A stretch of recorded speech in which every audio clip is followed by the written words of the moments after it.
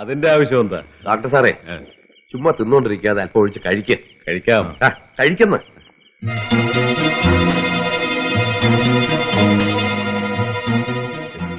എത്ര നേരമായത്. എന്താ ലോബോ? ലോബോ, ഒന്ന് വേഗം വരാൻ പറയടാവോ. അകത്തിരിക്കുന്ന സാറുമാരുടെ മുമ്പിൽ നേക്ക് ഡാൻസ് ആടണം. എന്നെ കൊണ്ടാവില്ല സാർ. എന്നാലും അത് തുറന്നു പറഞ്ഞൂടെ? ജെയിംസ് സാർ ചീത്ത പറയും. ചീത്ത പറഞ്ഞാൽ തിരിച്ചു പറയണം. വായിൽ നാവില്ല നിനക്ക്. എന്താണ് അത്ര താമസം? വിളിച്ചാ കേട്ടില്ലേ? തുറന്നു പറയടോ. അവര് പറഞ്ഞ പോലെ അഴിഞ്ഞാടാൻ സാധിക്കില്ലെന്ന്. തനിക്കെന്താ അതിൽ കാര്യം? നീ പടാ. നിങ്ങൾക്ക് തരുന്ന ശമ്പളത്തിന് തുണിയില്ലാതെ ആടണമെന്ന് ഭാര്യ പറഞ്ഞോ? നീ അങ്ങനെ പറഞ്ഞാലും ചെയ്യരുത്. ഇവനൊക്കെ അത്രയ്ക്ക് മൂത്തെങ്കിൽ വല്ല മുള്ളുമുറിക്കലും പോയി കയറട്ടെ. എരന്ന് തിന്നാൻ വേണ്ടി ജനിച്ച കുറെ നാറുകളുണ്ട്. അവനെയൊക്കെ താങ്ങാൻ കുറെ പരമനാറികൾ.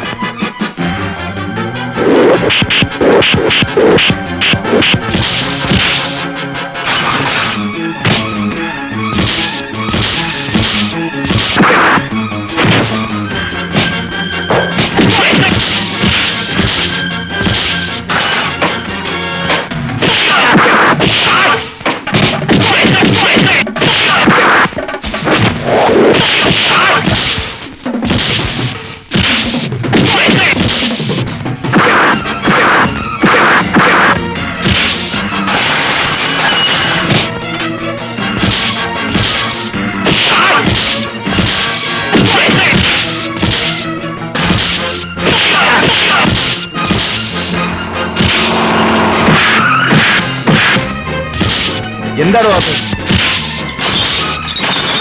ഭരത കൊന്നുകളഞ്ഞു. ഭരത വേണ്ട.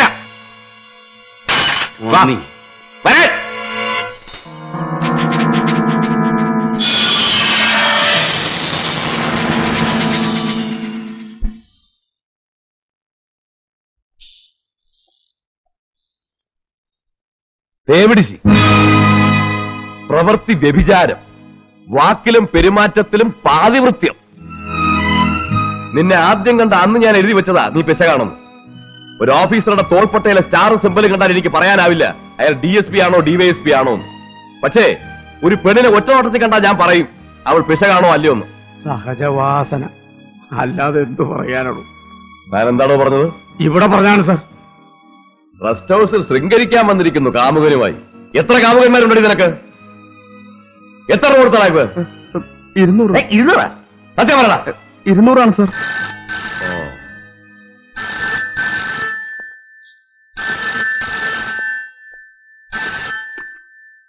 ഹലോ, അതെ സർ. സർ സർ ശരി സർ, ശരി സർ, വെക്കട്ടെ.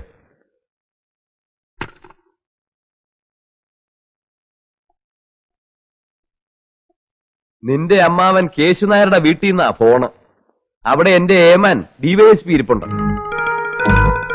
നിന്നെ സൗകര്യമായിട്ടൊന്ന് തടവാന്ന് കരുതി ഇരുന്നപ്പോഴാ ഏമാന്റെ ഒരു ഒടുക്കത്തെ വിളി.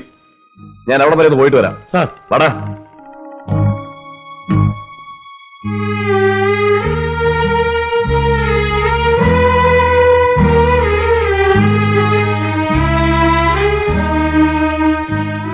നിന്നെ സഹായിക്കാൻ SP-യോ IG-യോ കുടുംബക്കാരോ ആരുമില്ലേ? ഗൗരി എവിടെ?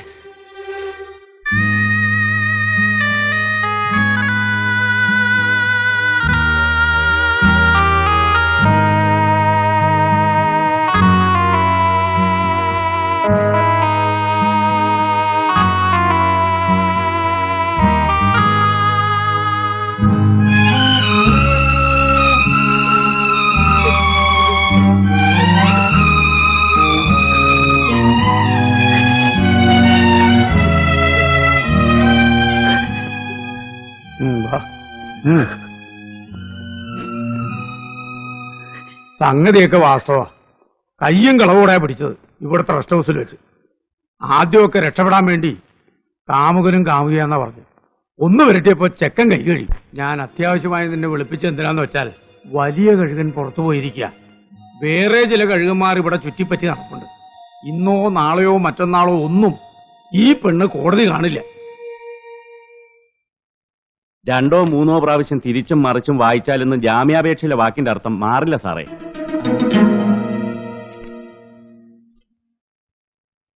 എന്താ വിളിച്ചോണ്ട് പോട്ടെ?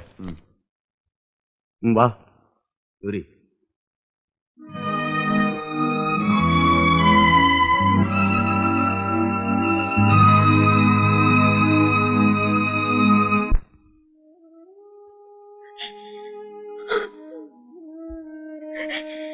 കുറെ നേരമായി കരച്ചിൽ തുടങ്ങിയിട്ട്. ഇത്രയും നേരം ഞാൻ ക്ഷമിച്ചു. സത്യം എന്താണെന്നുള്ളത് നിന്റെ നാവിൽ നിന്ന് തന്നെ എനിക്കറിയണം. പറയാൻ മനസ്സിലെങ്കിൽ ഇല്ല എന്നുള്ള ഒറ്റ വാക്കിൽ നിർത്താം. പിന്നെ നിനക്ക് നിന്റെ വഴി, എനിക്ക് എന്റെ വഴി. പറയടി.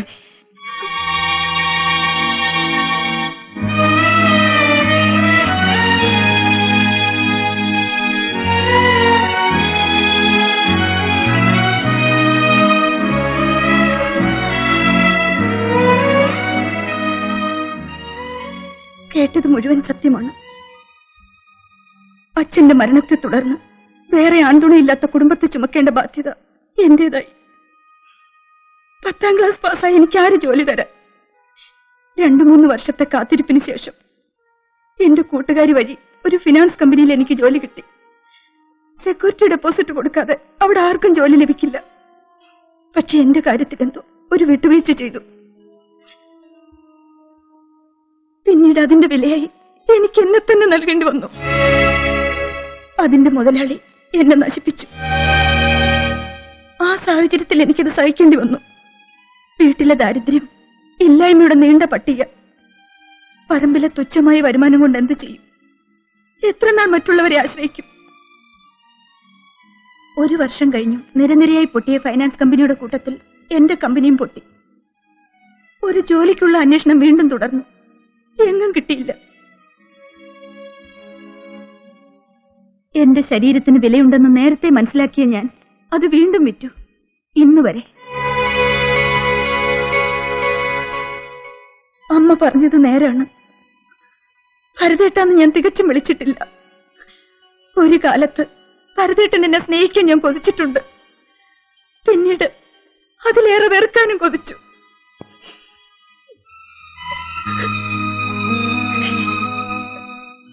അതിനുവേണ്ടി ഭരതേട്ടനോട് വളരെ മോശമായി ഞാൻ പെരുമാറിയിട്ടുണ്ട്. രാത്രി ഒറ്റയ്ക്കിരിക്കുമ്പോ അതോർത്ത് ഞാൻ പൊട്ടിക്കരഞ്ഞിട്ടുണ്ട്.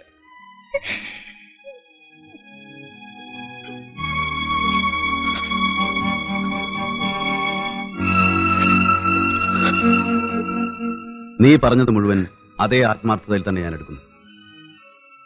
എനിക്ക് നിന്നെ എന്റെ പഴയ ഗൗരിയായിട്ട് തന്നെ കാണാൻ കഴിയും. ഏതൊരു സാഹചര്യത്തിലും നീ പഴയ ഓർമ്മകളിലേക്ക് തിരിച്ചു പോകരുത്. അതൊരു ദുസ്വപ്നമായിട്ട് തന്നെ അവശേഷിക്കട്ടെ. നിന്റെ വീട്ടുകാരോട് ഞാൻ പറയുന്നുണ്ട്, ഇതേക്കുറിച്ച് നിന്നോട് ഒരു അക്ഷരം പോലും സംസാരിച്ചു പോരുന്നു. നാട്ടുകാരെന്ത് വേണേലും പറഞ്ഞോട്ടെ. ആര് ചോദിച്ചാലും നീ ധൈര്യമായിട്ട് പറഞ്ഞു, നീ ഭരതന്റെ പെണ്ണാണ്. ഇല്ല ഇല്ല, അത് പറയാൻ എനിക്കാവില്ല. ഭരതേട്ടനെ ഞാൻ വഞ്ചിച്ചു. ഇനി ഒരിക്കലും ഭരതേട്ടനെ സ്നേഹിക്കാൻ എനിക്ക് കഴിയില്ല. ഗൗരി, കാലത്തിനെല്ലാം മായ്ക്കുവാനുള്ള ശക്തിയുണ്ട്. കഴിഞ്ഞതൊക്കെ താനേ നീ മറന്നോളൂ. എല്ലാം തുറന്നു പറഞ്ഞിട്ടും എന്റെ ഉള്ളിൽ നിന്നെക്കുറിച്ച് അറപ്പോ വെറുപ്പോ തോന്നിയിട്ടില്ല. ആ ആത്മാർത്ഥത നീ അംഗീകരിക്കണം. ഞാൻ പറയുന്ന അനുസരിക്കണം. മറുത്തൊന്നും പറയരുത്. നീ എന്നെ സ്നേഹിക്കുന്നത് സത്യമാണെങ്കിൽ.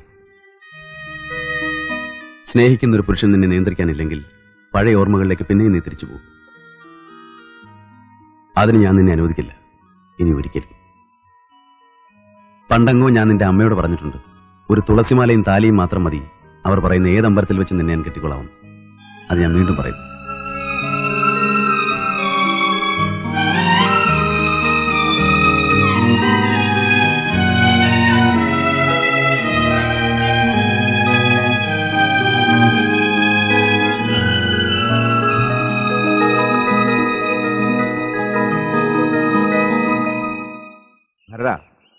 ഭരതനിൽ ഞാൻ ആദ്യം കണ്ടത് ഒരു ചട്ടമ്പിയെയാണ്, പിന്നെ ഒരു തന്റേടിയെ കണ്ടു, ഇപ്പോ ഒരു മനുഷ്യനെയും.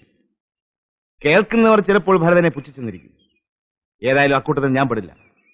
വലിയ മനസ്സുള്ളവർ വളരെ ചുരുക്കമാണ്. മനസ്സിലായില്ലേ? ഗൗരിയുടെ കാര്യമാണ് ഞാൻ പറഞ്ഞത്. ഒരു നല്ല കാര്യത്തിന് ഇറങ്ങിയായിരുന്നു ഞാൻ. അതിലും നല്ലൊരു കാര്യം കേട്ടപ്പോ മനസ്സിനൊരു സുഖം. എന്താ ഭായി നല്ല കാര്യം എന്ന് പറഞ്ഞു? പാലക്കാട് ഓൾ ഇന്ത്യ എക്സിബിഷന് നമ്മുടെ കൊട്ടേഷൻ ഉറച്ചെന്ന് കേട്ടു. അതിന്റെ ആളുകളെ കാണാൻ ഇറങ്ങിയായിരുന്നു. കൂട്ടത്തിൽ റാണി ഒരു ഡെന്റിസ്റ്റിനെ കാണിക്കണം. അവൾക്ക് എന്തോ ഒരു പല്ലുവേദന. ഞാനിന്ന് വൈകിട്ട് വനജയുടെ വീട് വരെ ഒന്ന് പോകും. പോടോ, ധൈര്യമായിട്ട് പോ. ചെല്ല്.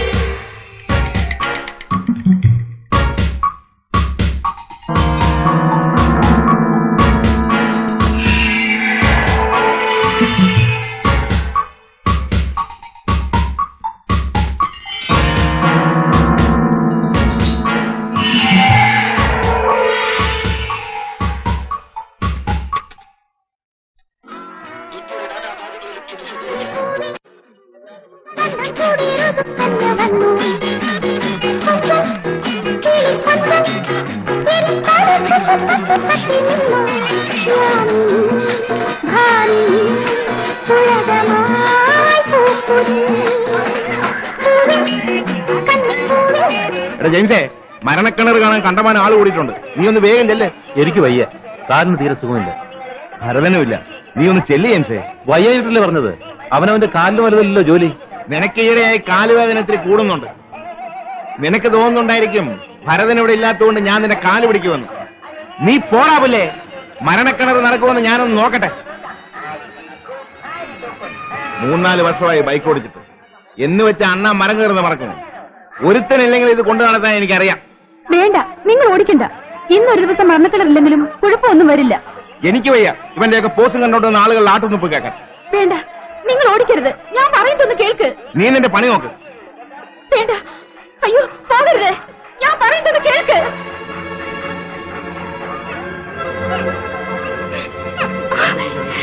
ഭരതനല്ല, ഭാര്യ ഓടിക്കുന്നത്. മനസ്സിലായി. രണ്ടുപേരിൽ ഒരാൾ ഇല്ലാതാവണം. എങ്കിലേ നമ്മൾ ജീവനോടെ ഇരിക്കൂ. ഇല്ല, ഞാൻ സമ്മതിക്കില്ല.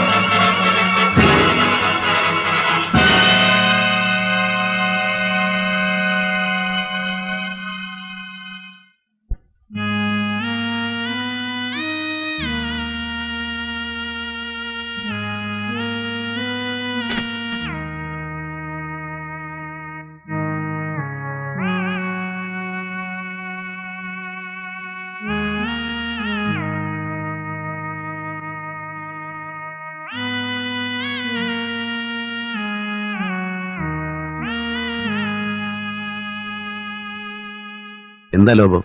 ഇനി ഇവിടെ കളിയിലെന്നാ പറഞ്ഞത്. അടുത്ത കളി പാലക്കാട്ടാണെന്ന്.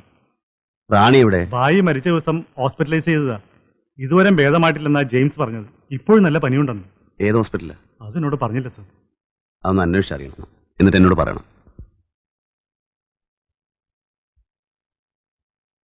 ഞാനും അതാ പറഞ്ഞു വരുന്നത്. കത്ത് കിട്ടിയത് ഭാഗ്യമായി. നിർത്തടാ. ഭർത്താവ് മരിച്ച് രണ്ടാം പക്കം തന്നെ നീ കാമുകന്മാരുടെ എണ്ണം കൂട്ടിയല്ലേടി? ഈ ലോകത്ത് വേറെ ആരും വിശ്വസിച്ചില്ലെങ്കിലും ശരി, ഞാൻ പറയുമ്പടാ നീയാണ് ഭായിയെ കൊന്നൊന്ന്. ഇറങ്ങി പോടാ പുറത്ത്. മിണ്ടല്ലടാ. നിയമം നിന്നെ ഒന്നും ചെയ്യില്ലായിരിക്കും, പക്ഷേ ഞാൻ നിന്നെ വെറുതെ വിടില്ല.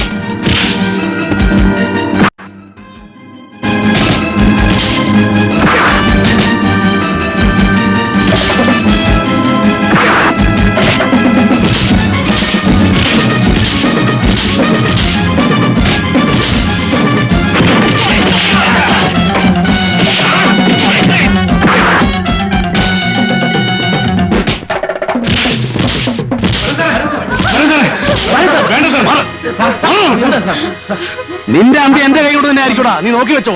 കൊള്ള കാഫറെ.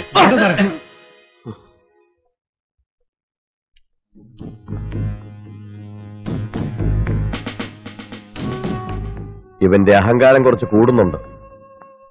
സാരമില്ല, ഞാൻ വഴി കണ്ടിട്ടുണ്ട്. ഇത്രയും കാലം ഭായി ഉണ്ടല്ലോ എന്ന് വെച്ചാൽ ഞാനൊന്നും ചെയ്യാതിരുന്നത്.